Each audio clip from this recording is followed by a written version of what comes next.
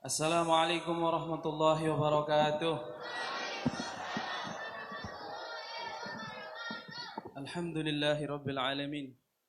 Allahumma salli wa sallim wa barik wa karim ala sayyidina Muhammadin miftahi babi rahmatillah adada ma fi ilmillah salatan wa salaman daimin bida wa mulkillah wa ala alihi wa sahbihi Rabbi syrah li sadri wa yassir li amri wahlul 'uqdatam min lisani yafqahu qawli. Amma ba'du. Alhamdulillahi rabbil alamin. Yang kami muliakan dan kami hormati orang tua kami Al-Habib Abdurrahim bin Muhammad bin Yahya dan putra-putri beliau.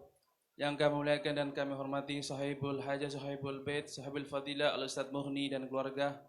Yang kami muliakan dan kami hormati alim ulama sepuh, bini sepuh, hadirin hadirat rahimakumullah. Alhamdulillahi rabbil alamin. Sallu ala Nabi Muhammad. Alhamdulillahirabbil alamin. Kita pada malam hari ini dimuliakan oleh Allah Subhanahu wa taala.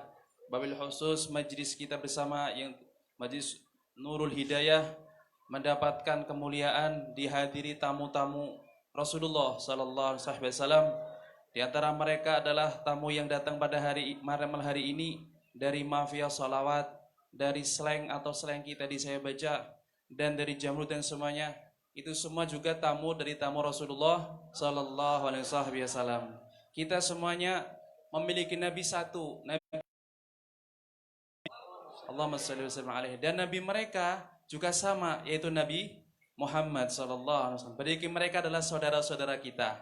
Mudah-mudahan Allah Subhanahu wa taala sebagaimana membahagiakan mereka dan kita dengan berkah hadir Maulid Nabi ini, mudah-mudahan mereka teman-teman kita dimuliakan juga Allah Ta'ala, dikasih taufik, hidayah, dan dimuliakan besok hari kiamat. Amin ya rabbal alamin. Karena kita tidak tahu kita kembalinya kepada Allah nanti dalam keadaan seperti apa, tidak tahu. Mungkin mereka orang-orang teman-teman kita itu, Masya Allah, mereka datang jauh-jauh dari tempat mereka yang sangat jauh, dari Banyumas, dari mana, dari itu datang ke sini tujuannya apa? Untuk duduk bersama bersolawat kepada Rasulullah sallallahu alaihi wasallam dalam keadaan hujan yang seperti ini, yang Masya Allah, yang mana hujan ini juga akan menjadikan saksi untuk kita semuanya besok pada hari kiamat, bahwasanya kita di malam hari ini duduk kehujanan, di antara mereka hujanan, duduknya hanya untuk apa? Untuk solawat kepada Rasulullah sallallahu alaihi wasallam. Duduk kita mudah-mudahan kehujanan ini menjadikan saksi di hadapan Allah bahwasanya kita ini berusaha untuk berubah baik, berusaha untuk benar-benar mencintai Rasulullah sallallahu alaihi wasallam. Karena dengan cinta terhadap Nabi Muhammad sallallahu alaihi wasallam, hanya itu saja kita akan beruntung. Kita akan selamat insyaallah. Mudah-mudahan kita semuanya, teman kita semuanya dapatkan hidayah taufik dari Allah Subhanahu wa taala. Mudah-mudahan setiap saat kita, setiap detik kita, setiap menit kita, jam kita, hari kita, bulan tahun kita tambah baik dan tambah baik, tambah taat kepada Allah. Amin ya rabbal alamin. Kita dulu sering cerita bahwasanya hujan ini ada malaikat yang mengatur, yang ngitung setiap tetes yang Allah turunkan pada malam hari ini. Sudah dihitung sama malaikat yang Allah ciptakan untuk tugasnya untuk menghitung titik air hujan. Malaikat ini sangat luar biasa. Tatkala Rasulullah sallallahu alaihi wasallam beliau bermi'raj menghadap Allah taala, beliau melihat malaikat yang tangannya jumlahnya ribuan. Setiap tangan menghitung. Dan Rasulullah sallallahu alaihi wasallam mendekati malaikat tersebut dan bertanya, "Wahai malaikat, apa yang sedang kau lakukan?" Kata malaikat, "Ahlan wa sahlan ya Rasulullah." Setiap malaikat, setiap makhluk mulia di hadapan Allah itu semuanya kenal dan memuliakan Rasulullah sallallahu alaihi wasallam. Malaikat yang ditugasi oleh Allah Subhanahu wa taala untuk menghitung titisan air hujan yang mungkin saat ini sedang turun ini. Rasulullah bertanya, "Wahai malaikat, engkau sedang apa?" Malaikat menjawab, "Ya Rasulullah, saya sedang menghitung tetesan setiap air hujan yang Allah turunkan di bumi, baik di daratan, baik di lautan, baik di gunung, baik di hutan, di lembah, atau dimanapun tempat. Saya disuruh oleh Allah Ta'ala, dikasih tugas untuk menghitung setiap tetes. Enggak terlepas satu tetes pun kecuali sudah saya terhitung." Jadi kita sudah dijatah ini. Walaupun tadi mungkin ada pawang hujan supaya apa? Orang hujan, tapi nek tetap Gusti Allah kersa wis tetap ini di daerah niki Krayak di majelis ini harus turun hujan, tetap turun hujan walaupun pawangnya ribuan. pawangnya sekte mungkin. Tapi kalau sudah ditentukan oleh Allah Subhanahu wa taala harus turun hujan sekian tetes di daerah kita ini, akan tetap hujan. Alhamdulillah, tapi walaupun dengan diturunkan hujan, kita tidak patah semangat untuk hadir majelis Maulid Nabi Muhammad sallallahu alaihi wasallam. Karena apa? Kemuliaannya, malaikat ini mengatakan, Rasulullah bertanya, "Wahai malaikat, engkau bisa benar-benar bisa menghitung tetesan air hujan yang Allah turunkan di muka bumi ini?"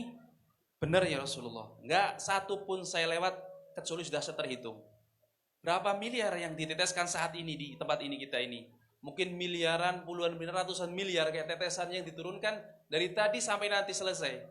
Tidak akan selesai kecuali sudah ditentukan oleh Allah Subhanahu wa taala tetesan air hujan ini. Walaupun pawangnya ngetok akan uya sekasang diunter nganeng-nganeng ini tetap turun hujan karena harus ditentukan oleh Allah Subhanahu wa taala. Misalkan ada seorang pawang hujan, bisa nggak hujan, memang ditentukan Allah Ta'ala, memang di situ batasnya segitu toh, kebetulan mungkin. Itu. Nah Rasulullah bertanya, kamu nggak bisa, bisa ngitung? Bisa ya Rasulullah. Hebat apa kira-kira malaikat tersebut? Bisa ngitung tetesan air hujan. Di dunia ini misalkan ada orang yang paling pintar matematik atau ada alat untuk bisa menghitung, kira-kira bisa ngitung tetesan air hujan apa enggak? Kemungkinan sulit dan kemungkinan sangat-sangat sulit. Tetapi dia mengatakan malaikat, ya Rasulullah, saya memiliki satu kelemahan. Rasulullah kaget. Kelemahannya apa? Bisa ngitung tetesan hujan segitu banyak, kelemahan kamu apa? Kata malaikat ini apa yang dikatakan? Ya Rasulullah, tatkala umatmu duduk bersama seperti ini, kemudian mereka umatmu itu bersolawat kepadamu ya Rasulullah, disitulah saya sungguh tidak bisa menghitung berapa jumlah banyak pahala yang Allah berikan kepada umatmu yang duduk di majlis di situ bersolawat untukmu. Alhamdulillahirabbil alamin. Kita pada malam hari ini sungguh dimuliakan oleh Allah Ta'ala, dan kita pada malam hari ini lagi bikin repot malaikat penghitung hujan. Repot nopo? Repot ngitungi pahala yang kita dapat. Dari awal sampai akhir kita bersolawat. Alhamdulillah teman-teman dari Mafia, dari manapun tempat juga mereka bersolawat. Subhanallah. Mudah-mudahan dengan berkah kita dan mereka solawat, Allah kasih kemuliaan kepada kita, kasih taufik di hati kita, dan mudahan kita tatkala nanti berjumpa menghadap Allah Ta'ala dikasih husnul khatimah. Amin ya rabbal alamin. Beruntung. Makanya panjenengan walaupun duduk di sini kehujanan, adem, mungkin capek, ketiduran, tidur tidak apa-apa, ngantuk tidak apa-apa di sini. Dipersilahkan ngantuk tidak apa-apa. Karena apa? Keuntungan kita menghadiri majlis seperti ini, majlis zikir. Tadi udah zikir mungkin dari awal baca Al-Quran, hatam Al-Quran. Kemudian membaca maulidin Nabi, tentang sirah Nabi, tentang kemuliaan Nabi. Apalagi kita malam hari ini masih di bulan dilahirkan Nabi paling agung, manusia paling agung, Nabi kita, kekasih kita, junjungan kita, Nabi besar Muhammad sallallahu alaihi wasallam. Alhamdulillah dalam keadaan sukaria, senang semuanya. Hadir pada malam hari ini, insya Allah nggak ada yang hadir dalam keadaan sedih. Ada apa ora? Ana boten. Insya Allah teka kaben senang. Apa paling teka kumpul ketemu batir sing suwe sing lawas ketemu atau teman ado, atau kepin mendengarkan syair-syair yang indah dilantunkan oleh para vokalis ini, dan atau kepin melihat pilot. Di sini banyak pilot ini penerbang Pak Mas. Mungkin di sini datang dari rumah mungkin sedih, di sini langsung bahagia. Karena apa? Kita tahu kita datang ke sini untuk merayakan peringatan Maulidin Nabi Muhammad sallallahu alaihi wasallam. Nek kita semuanya hadir dalam keadaan senang, apalagi dari awal bulan Maulid sampai akhir Maulid, kita selalu senang karena ini bulan Maulid ini. Senang kita. Karena apa? Di bulan ini dilahirkan Rasulullah sallallahu alaihi wasallam. Maka nopo? Senangnya kita itu pasti akan dibalas oleh Allah Subhanahu wa taala. Balasannya sangat-sangat pasti, sangat luar biasa. Karena Allah Subhanahu wa taala saja terhadap orang kafir, orang yang tidak pernah sujud di hadapan Allah, tidak beriman kepada Allah, tidak beriman kepada Rasulullah sallallahu alaihi wasallam, dan bahkan memusuhi Nabi Muhammad sallallahu alaihi wasallam, sallallahu Nabi Muhammad. Bahkan menyakiti beliau dari awal hidup dia sampai mati, dia selalu memusuhi Nabi Muhammad sallallahu alaihi wasallam. Siapa? Abu Lahab. Tapi tatkala Abu Lahab mendengar dilahirkan Nabi Agung, Nabi besar Muhammad sallallahu alaihi wasallam, dia senang. Modal senang tok ini. Orang kafir tidak pernah sujud di hadapan Allah, tidak pernah iman kepada Allah, cuman senang krungu dilahirkan Nabi besar Muhammad sallallahu alaihi wasallam. Allah muliakan dia, Allah kasih hadiah. Hadiahnya sangat luar biasa, nggak tanggung-tanggung. Luar biasa. Dibandingkan hadiah yang kita lihat, mungkin mobil, mungkin ini lebih hebat dari mobil. Lebih hebat dari mobil. Hadiahnya apa dari Allah SWT terhadap Abu Lahab? Setiap hari Senin Abu Lahab di kuburnya Allah kasih keringanan tatkala diazab, disiksa, diringankan. Dalam riwayat lain Abu Lahab setiap hari Senin Allah kasih air minum, dia minum lewat jempolnya dari jari-jarinya. Karena apa? Senang mendengar kelahiran Nabi Muhammad sallallahu alaihi wasallam. Ini orang kafir, senang dengan kelahiran Nabi Muhammad sallallahu alaihi wasallam. Allah muliakan seperti itu. Allah kasih pahala, kasih balasan seperti itu. Bagaimana kalau seorang mukmin iman kepada Allah, iman kepada Nabi Muhammad sallallahu alaihi wasallam, kemudian dia cinta, senang dengan kelahiran Nabi Muhammad SAW, apa yang Allah berikan kepada dia? Pasti akan dikasih yang lebih dan lebih dan lebih. Allah kasih kepada orang kafir yang pernah sujud, dia dikasih keringanan. Kalau kita suka cinta ria dengan hari kelahiran Nabi Muhammad SAW, kemuliaan yang Allah berikan kepada kita, besok insya Allah akan kita syukuri dan kita akan bahagia. Alhamdulillahirabbil alamin. Mudah-mudahan kita semuanya tergolong sebagai orang-orang yang selalu bersukaria dengan bulan kelahiran Nabi besar Muhammad sallallahu alaihi wasallam. Sebagian orang ada sing orang senang, ada sing enggak suka dengan hari kelahiran Nabi Muhammad sallallahu alaihi wasallam. Mereka mengatakan ini itu. Itu karena apa? Bagian mereka ada. Tetapi alhamdulillah kita semuanya walaupun bukan ahli ibadah, bukan ahli zikir, bukan juga sholawat yang banyak, tetapi kita mendapat bagian yang sangat besar, yaitu hati kita senang dengan bulan kelahiran Nabi besar Muhammad sallallahu alaihi wasallam. Itu bagian yang Allah berikan kepada kita. Alhamdulillahirabbil alamin. Mudah-mudahan Allah menambah, menyempurnakan bagian kita, kenikmatan kita masuk surga tanpa hisab bersama Nabi Muhammad sallallahu alaihi wasallam. Amin ya rabbal alamin. Ini duduk bersama ini, kita duduk berselawat kepada Rasulullah sallallahu alaihi wasallam. Malaikat rata ngitung, tidak bisa ngitung berapa banyak pahalanya Allah berikan kepada kita ini. Ini diceritakan oleh Rasulullah SAW tatkala beliau Mi'raj. Kemudian kita tatkala bersolawat untuk Rasulullah SAW, solawat kita kan Allah balas, satu solawat Allah kasih 10. 1:10. Kalau kita 10, Allah kasih 100. Dan seterusnya dan seterusnya. Beruntung bagi orang-orang yang suka bersolawat, apalagi pada akhir zaman seperti ini. Zaman yang penuh fitnah, zaman yang tidak karu-karuan ini, kita perbanyak sholawat. Kita mungkin kepen ibadah yang tenang seperti zaman dulu, mungkin sekarang kesusahan. Kita mau duduk bareng seperti ini, mungkin sekarang juga ada kesusahan. Harus ini, harus itu, harus ini, harus itu. Masuk masjid, zaman dulu kemarin kita nggak boleh masuk masjid. Mau melaksanakan Jumat kita juga kesusahan. Sholat berjamaah harus tenggang, tapi alhamdulillah kita malam hari ini kita buktikan, kita dimuliakan oleh Allah Ta'ala, duduk bareng, gak peduli apa itu, gak peduli apa itu, kita bersolawat untuk Rasulullah sallallahu alaihi wasallam. Mudah-mudahan kita ini adalah bagian terbesar untuk kita yang Allah berikan kepada kita. Amin ya rabbal alamin. Alhamdulillahirabbil alamin. Kita sungguh sangat Masya Allah, kita sangat mengaspirasikan untuk teman-teman mereka yang datang dari jauh-jauh, dari teman-teman apa itu namanya, mafia atau leader atau yang lain. Itu subhanallah, dulu zaman Nabi Muhammad SAW ada sahabat seperti itu. Sahabat yang tadinya memang anak jalanan juga, ada namanya. Anak jalanan, mungkin dia kelakuannya kurang baik, tapi cinta terhadap Nabi Muhammad SAW. Dengan cinta saja dia akan dimuliakan. Dia termasuk orang-orang yang hidupnya masih di dunia, akan tapi dikasih kabar gembira bahwasanya dia adalah ahli surga Allah Ta'ala. Yang mengatakan Rasulullah SAW. Siapa dia? Sayyidina Ukasyah. Di sana Ukasyah adalah dulunya zaman sekarang mungkin anak jalanan atau mungkin yang kurang baik atau preman dan yang lain, tapi dia mendapat hidayah masuk Islam menjadi sahabat Rasulullah sallallahu alaihi wasallam.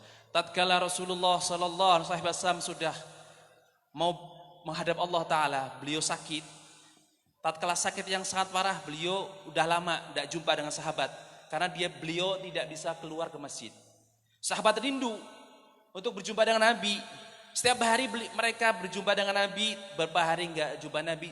Sahabat ini sangat rindu, kepengen melihat Nabi, kepengen berjumpa dengan Nabi, kepengen sholat dengan Nabi, kepengen mendengar ucapan Nabi, kepengen melihat wajah Nabi, kepengen melihat senyum Nabi Muhammad SAW. Mudah-mudahan kita semua dimuliakan Allah Ta'ala bisa melihat wajah beliau. Amin ya rabbal alamin.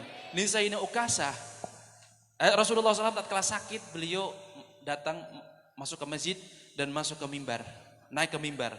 Beliau mengatakan, wahai sahabatku, apakah saya sudah menyampaikan apa yang saya diperintahkan Allah kepadaku? Saya sudah menganjurkan kalian, meminta kalian, memerintah kalian untuk tidak menyembah selain kepada Allah. Sudah ya Rasulullah. Kemudian Rasulullah mengatakan, Allahumma syahad, ya Allah saksikanlah bahwasanya setelah saya telah melaksanakan amanah yang kau berikan kepadaku. Kemudian Rasulullah bertanya lagi, bukankah sudah saya sampaikan semua risalahku yang diperintahkan Allah kepadaku kepada kalian? Sudah ya Rasulullah. Rasulullah berkata lagi, Allahumma syahad, ya Allah saksikanlah bahwasanya sudah menyampaikan semua amanat yang telah Engkau berikan kepadaku.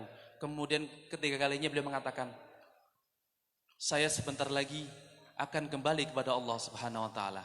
Sebelum saya kembali, kata Rasulullah sallallahu alaihi wasallam, beliau mengatakan, saya tidak kepengin kembali dalam keadaan memiliki hubungan dengan manusia. Apakah di antara kalian saya masih memiliki hutang? Rasulullah sallallahu alaihi wasallam mengatakan, apakah saya masih punya utang kepada kalian? Sahabat semuanya diam, temungkul. Di hati mereka mengatakan, ya Rasulullah, enggak, sungguh enggak punya utang. Justru kami yang banyak utang kepadamu. Rasul bertanya lagi, wahai sahabatku, apakah saya punya utang terhadap kalian? Sahabat diam, enggak ada yang berani menjawab. Di hati mereka hanya mengatakan, ya Rasulullah, enggak punya utang sama sekali. Justru kami yang banyak utang. Sampai 3 kali. Karena apa? Kalau orang meninggal, bawa utang, itu masih akan disiksa. Karena dalam sebuah hadis, yughfaru li syahid kullu dzanbin illa din. Bahkan bagi orang mati syahid, kalau orang mati syahid membela agama Islam, dosanya semuanya diampuni. Yughfaru li syahid kullu dzanbin illa din. Kalau orang mati syahid saja diampuni semua dosanya, hanya satu yang tidak ampuni, utang. Sampean nek sebelum meninggal punya utang, cepat-cepat bisa utangi. Aja meninggal enggak utang. Bahkan dulu dapat tatkala zaman Rasulullah SAW beliau masih hidup, ada sahabat meninggal dua utang kanjeng Nabi Muhammad. Sallallahu alaihi Nabi Muhammad. Kanjeng Nabi ora gelem nyolati. Karena apa? Egun duwe utang. Kira-kira sing hadir teng mriki tesih godeh utang apa dereng? Utang kabeh nggih. Nah, sing duwe utang dicatet Pak, Mas, Pak, Bu. Ora wong tua tok bocah nom besike utang. Kalau kancane walaupun utang yang utang rokok keseler. Jenenge utang tetap dicatat utang. Nanti apa akan dipertanyakan di hadapan Allah Ta'ala. Utang. Nah ini Rasulullah SAW bahkan beliau mengatakan, apakah saya punya utang? Diam semuanya. Enggak ada yang berani mengatakan. Diam, ditunggu oleh Nabi Muhammad SAW. Akhirnya nih Sayyidina Ukasyah, ini orang masuk Islam yang masih seperti itu, mengatakan ngacung, ya Rasulullah, kalau misalkan pada saya memiliki sesuatu dengan engkau, jika itu termasuk harus dilaksanakan, maka saya akan melaksanakannya. Jika enggak, ya saya diam aja Rasulullah. Akhirnya Rasulullah mengatakan, baiklah, apa itu Ukasyah? Tatkala Ukasyah mengatakan seperti itu, sahabat yang lainnya pada kaget, terus dengar ke Ukasyah ki kurang ajar teman karo kanjeng Nabi Muhammad SAW. Tetapi apa? Rasulullah mengatakan, tidak apa-apa. Ini ada hubungan dengan saya, sebelum saya kembali ke Allah, saya akan menyelesaikannya. Kemudian Ukasyah berdiri di hadapan Rasulullah, di antara para sahabat. Di situ ada Sayyidina Abu Bakar Siddiq, Sayyidina Umar bin Khattab, Sayyidina Utsman bin Affan, Sayyidina Ali bin Abi Thalib, semua sahabat-sahabat mulia. Di situ semuanya. Sayyidina Ukasyah berani berdiri dia. Ya Rasulullah, dia mengatakan, dulu tatkala engkau sedang naik kuda, engkau memegang pecut, kemudian engkau memucut kudamu ke belakang, akan tetapi pecut itu tidak mengenai kudamu, tetapi mengenai tubuhku. Saat ini saya minta kisos ya Rasulullah SAW. Kira-kira nek kula panjenengan weruh iki kira-kira kurang ajar ora? Nek misalkan anak santri maring kiai ini nek ora sengaja, itu enggak sengaja. Sengaja pada Rasulullah kira-kira? Enggak sengaja. Misalkan ada seorang kiai, ada santri ngomong kayak kuping kiai ini, kira-kira sopan apa ora? Nang pengurusnya dapakna. Dicekel dalam bau kena, kok sembarang temen, kiaimu gisi ngajarin kok, ustadzmu ini yang ngajarin kok, kurang ajar. Tetapi apa? Sahabat seperti itu, hei Ukasyah yang jaga mulutku, berbicara dengan Rasulullah yang benar. Semuanya seperti itu, marah semuanya. Tapi apa? Rasulullah diam, tenang, biarkan saya ada urusan dengan Ukasyah. Ya gimana Ukasyah? Saya sekarang minta kisah ya Rasulullah. Kemudian Rasulullah SAW memerintah Sayyidina Bilal bin Rabah, ya Bilal, ambil pecut di rumahku. Rasulullah punya pecut di rumah. Kita nek belajar dulu, nek ora salah, nek wong tua ki nyimpen pecut digantung nang tembok. Nggih napa Pak Bu? Nggo medeni anake nek rewel ki lho pecut. Tapi mecutnya aja keseron, nggo medeni tok. Dalam bab fikih boleh kita memukul tapi dengan ghairul mubarrih yang tidak apa memberikan luka, hanya nakut-nakuti tok. Nek sama anak seperti itu. Ambil ya Bilal pecut di rumahku. Akhirnya Sayyidina Bilal masuk ke rumah, ngetok rumah Rasulullah SAW. Di situ ada Sayyidina Fatimah Zahra, bin putri dari Rasulullah SAW. Ada apa ya Bilal? Saya diperintah Rasulullah untuk mengambil pecut. Sayyidina Fatimah bingung. Sayyidina Fatimah tahu Rasulullah lagi sakit. Ambil pecut buat apa? Tanya, buat apa Bilal?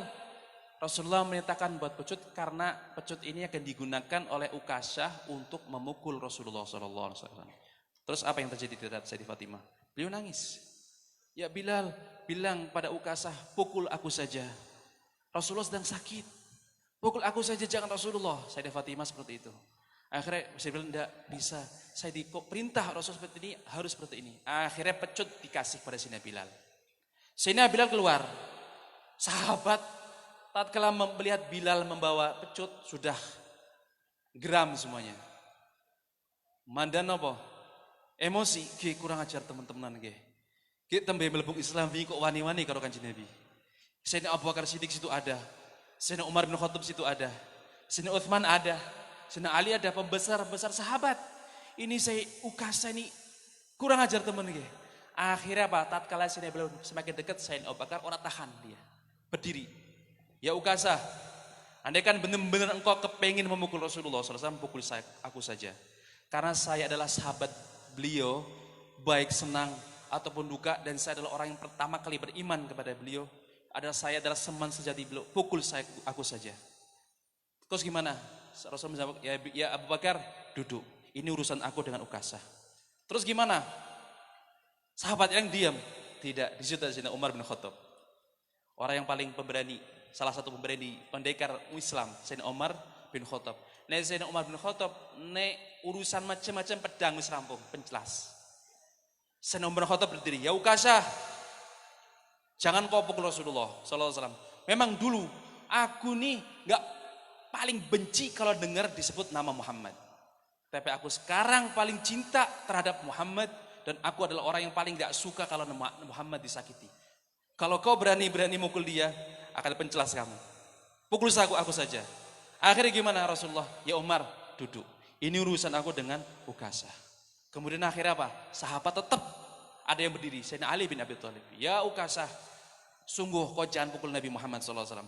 Kalau kau pengen pukul aku saja. Karena darahku dengan darah beliau sama. Kalau kau memukul aku, berarti kau memukul dia. Beliau juga Rasulullah SAW. Sallu ala Nabi Muhammad. Kemudian Rasulullah mengatakan, duduk ya Ali. Jangan, ini urusanku dengan Ukasah. Kemudian apa ya? Terus apakah langsung dipukul? Tidak. Akhirnya datang dua cucu beliau yang paling beliau cintai. Sayyidina Hasan, Sayyidina Husain. Datang, nangis. Memegang tangan Ukasah. Ya paman. Jangan kau pukul kakek kami. Kakek kami lagi sakit. Pukul kami aja. Kalau engkau memukul kami, pasti kakek kami juga akan sakit. Karena yang menyakiti kami, berarti menyakiti kakek kami juga Rasulullah Sallallahu Alaihi Wasallam. Kemudian gimana? Semua sahabat nangis. Karena Sayyidina Hasan masih kecil. Seperti anak-anak ini. Datang. Melarang, mencegah supaya Ukasah tidak mukul. Kemudian Rasulullah menjawab, ya cucu sayangku, Hasan, Husain, biarin. Tidak usah diganggu. Ini urusan aku dengan Ukasah. Akhirnya pecut sudah dipegang Nabi. Ya Ukasah nih pecut, pukul aku. Ya dia lah nggak langsung pecut. Ya Rasulullah, dulu tatkala engkau memukul aku, nggak seperti ini. Engkau di atas, aku di bawah. Dulu di bawah, engkau sekarang di mimbar. Akhirnya kemana? Rasulullah SAW turun. Sahabat tambah marah. Kurang ajar teman wong gie. Sahabat teman pun bisa kayak gie. Akhirnya nopo? Terus ya Ukasah, jangan apa lagi yang kau minta? Ya Rasulullah, dulu tatkala engkau memukul aku dalam keadaan tidak pakai baju. Buka baju. Gimana? Apa yang terjadi? Rasulullah buka baju. Akhlaknya Nabi Muhammad SAW seperti itu. Menghadap Allah Ta'ala tidak mau punya hubungan dengan manusia. Luar biasa akhlaknya beliau. Dibuka baju beliau. Terus beliau mengatakan, ya Ukasah cepat-cepat aja ke dawan. nek kedawan engkau Gusti Allah murka terhadap engkau. Tatkala Ukasani melihat Rasulullah SAW membuka baju, melihat tubuh beliau yang bercahaya yang sangat indah, nggak tahan pecut, dia lempar, dia nubruk memeluk tubuh Nabi Muhammad SAW. Menangis, memeluk erat tubuh Nabi Muhammad SAW, dan beliau mengatakan, ya Rasulullah, saya minta maaf, saya tidak bertujuan seperti itu, tapi saya takut terhadap api neraka. Karena engkau dulu bersabda bahwasanya barang siapa yang menyentuh kulitku, maka dia akan terbebas dari api neraka. Ya Rasulullah, sungguh saya takut dengan api neraka. Oleh sebab itu saya berharap dengan memeluk tubuhmu, aku dibebaskan dari api neraka. Rasulullah SAW kemudian tersenyum dan mengatakan, ya sahabat, saksikanlah. Kalau kalian kepingin melihat penduduk surga ini, ya, Ukasa. Kemudian apa yang terjadi? Sahabat semuanya nangis, senang. Kemudian apa? Setiap satu persatu sahabat memeluk tubuh Nabi Muhammad Sallallahu Alaihi Wasallam. Beruntung apa buatan Pak? Sebabnya berkah sinten Sayyidina Ukasa. Walaupun dia tadinya adalah anak jalanan, tetapi tatkala dia mudah masuk nur iman di hatinya, melihat akhlak Nabi Muhammad Sallallahu Alaihi Wasallam, melihat kemuliaan Nabi Muhammad Sallallahu Alaihi Wasallam, sallu ala Nabi Muhammad, memiliki cita-cita seperti itu. Dia mengatakan, ya Rasulullah, dari dulu saya bercita-cita kepengen memeluk tubuh engkau yang agung ya Rasulullah, supaya saya besok di hadapan Allah saya akan dibebaskan dari api neraka. Padahal sahabat itu semuanya dijamin masuk surga oleh Allah Ta'ala. Akan tapi ini kemuliaan para sahabat, memiliki nur, memiliki hubungan yang dekat dengan Nabi Muhammad SAW, memiliki sifat keagungan Nabi Muhammad SAW. Mudah-mudahan kita semuanya digolongkan oleh Allah Ta'ala menjadi orang-orang pengikut atau umat Nabi Muhammad SAW yang selalu dimuliakan, yang selalu diperhatikan oleh Rasulullah SAW. Dan Rasulullah pasti memperhatikan teman-teman kita di sana itu. Rasulullah memperhatikan semua umatnya dalam bentuk apapun. Mereka juga diperhatikan oleh Rasulullah SAW. Mudah-mudahan mereka mendapatkan taufik hidayah, mendapatkan kemuliaan Allah Ta'ala, bisa duduk bareng seperti kita, berselawat seperti kita, bisa menjalankan semua perintah Allah dan meninggalkan larangan Allah. Amin ya rabbal alamin. Allahumma hdina fi man hadait, wa afina fi man afait, wa tawallana fi man tawallait, wa barik lana fi ma atait, wa qina bi rahmatika syarra ma qadait, fa innaka taqdi wa la yuqda alaik, wa innahu la yudhillu man walid wa la yu'izzu man adait, tabarakta rabbana wa ta'alait, falakal hamdu ala ma qadait, nastaghfiruka wa natubu bik.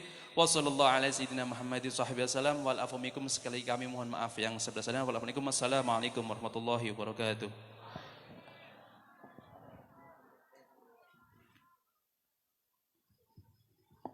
اللهم صل وسلم وبارك عليه وعلى آله. ولقد اتصف صلى الله عليه وسلم من محاسن الأخلاق بما تضيق عن كتابته بطون الأوراق.